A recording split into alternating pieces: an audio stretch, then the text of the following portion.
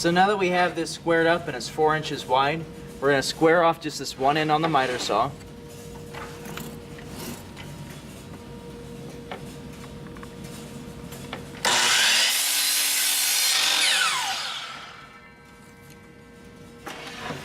And from this end we want to measure back.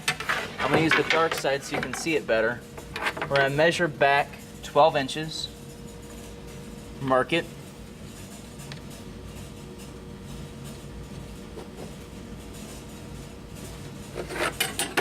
And cut it.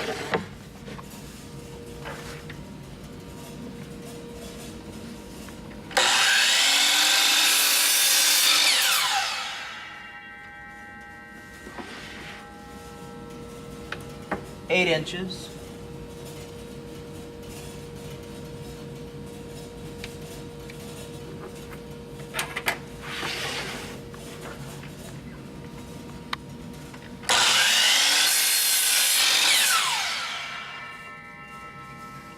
I want to go back to 12 inches again, and this time I'm going to use my 12-inch board I already cut to get a good estimate. So I'm just going to slide this over here and bring the blade down without pulling the trigger to butt up the blade against the block that we're going to be cutting.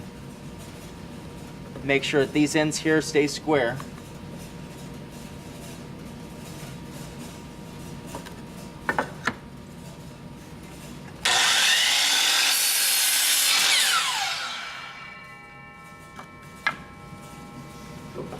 Okay, and lastly, we're going to get our 8-inch piece. And for this one, I don't want to have this short side holding it down, so I'm going to keep a hold of it, just flip it around, do the same kind of thing where I just bring it down until it touches the side of my miter saw, and then finish off the cut.